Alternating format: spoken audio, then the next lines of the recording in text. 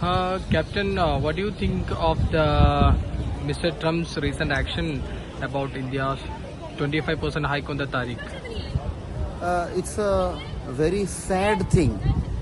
We have been telling from the opposition, we have been telling Modi ji, the Pradhan Mantri, your foreign policy has failed. Your hugging and shaking hands is not working. Every time Modi ji is criticizing Pandit Jawaharlal Nehru, Indira Gandhi, Rajiv Gandhi, Dr. Manmohan Singh, without realizing Pandit Jawaharlal Nehru didn't want to hug, but foreign policy was strong. He is the architect of non-aligned movement. He, along with Joseph Tito of Yugoslavia and then the president of Egypt, they formed non-aligned movement. They said we neither want NATO nor Warsaw. Independent.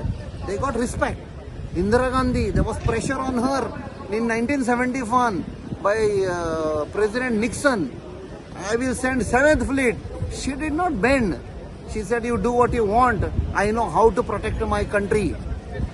See, Rajiv Gandhi, when he went there,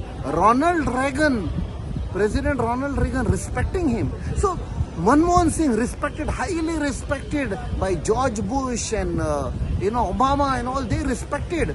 Even Bill Clinton, they respected him. Okay? They never went hugging people. They did not come and throw empty rhetorics. Today, with Trump trying to arm twist India with 25% tariff plus penalty, I hope Modi ji realizes that take the opposition into confidence. Don't try to bend and hug and all that. That will not work. His foreign policy has failed. And what is the implication on India? I don't know. But as opposition, as our leader of opposition, Shri Rahul Gandhi has said, we will stand by the government, but the government should take proper steps, not bend. Thank you, sir. Thank you.